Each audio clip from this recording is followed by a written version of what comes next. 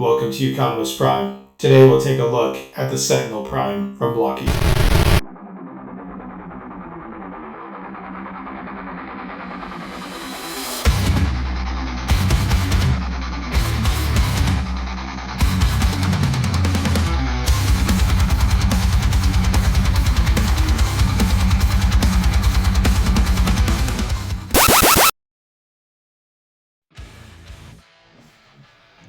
The Blokees Sentinel Prime is an action figure model kit that needs to be put together.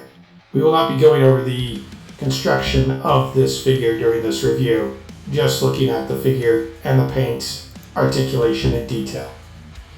This figure is extremely well painted. The golds, blues, silvers are very well done, very vibrant, bright, and very eye-catching. The back of the figure shows his wings, which are very well sculpted, and a nice gold paint as well. As you can see, the figure has a very excellent likeness of Sentinel Prime from Transformers 1. First, we will take a look at Sentinel's double-bladed sword that was used in the movie. The sword has good detail and captures the essence of the sword in the Transformers 1 movie. We will attach the sword back to Sentinel. Looking at Sentinel's articulation, his articulation is good, but not great. There are some shortcomings that Sentinel has articulation-wise.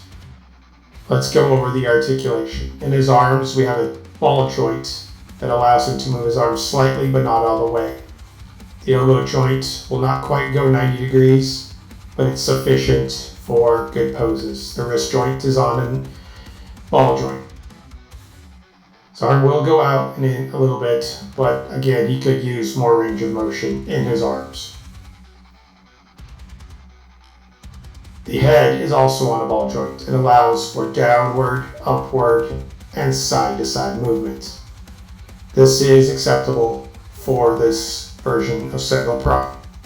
He will look up the best, which is necessary for his flight mode.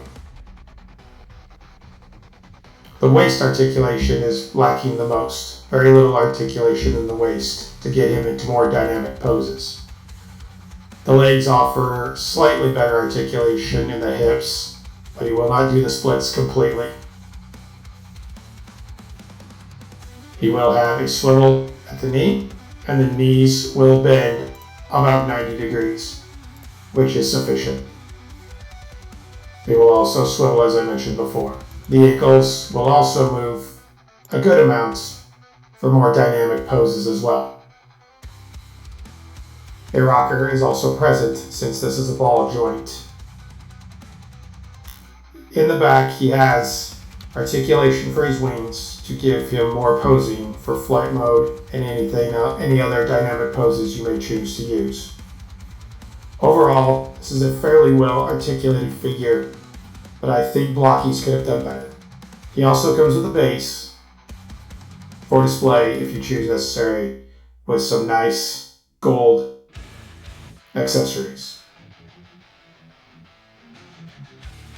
Overall, he's pretty good in articulation.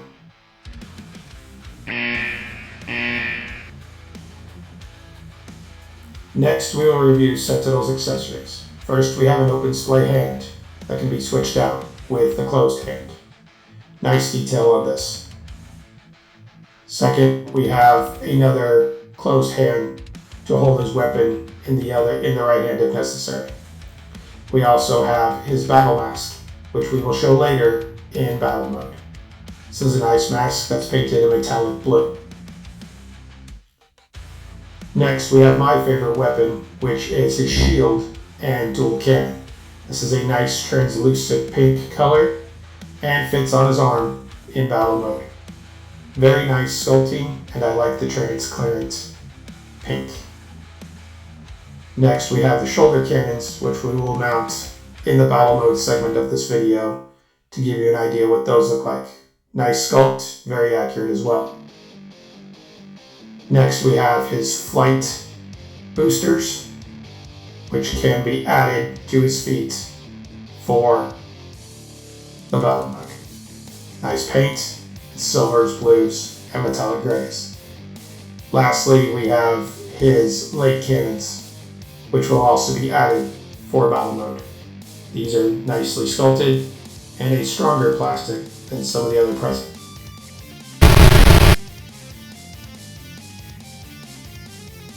Next, let's do a comparison. This is the mainline toy version of Sentinel Prime. As you can see, there is a big difference between these figures.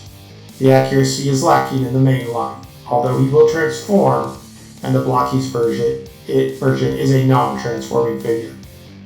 Significant differences in the presentation of Sentinel Prime are apparent here. The Blokees blows the main line out of the water, in my opinion. Much more accurate, much more detailed, and true to the way he looks in Transformers 1. Next, we will compare Sentinel to Optimus Prime and Megatron. Sentinel is a little small for these two.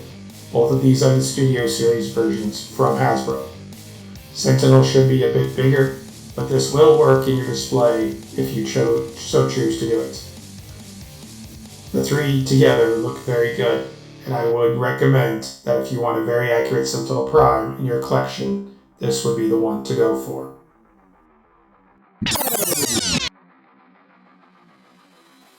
Lastly, we will take a look at the battle/flight mode.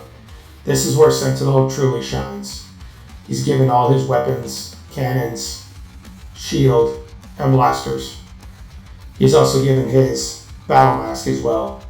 This is definitely the best version of this figure, and this is how I will be displaying him in my collection. The flight stand gives him a very intimidating pose, and his wings are splayed out to show a flight posture as well. Given this mode, I will give this figure a 9 out of 10. The other mode is not quite as good, but it's up to you on how you would want to display your Sentinel Prime. Very nice figure, especially in battle mode. I would recommend this. Very cheap figure, also $15.99 at most retailers. If you love the Transformers 1 movie, I would seriously recommend getting this figure. Sentinel Prime does not disappoint when it comes to lightness, paint, and articulation.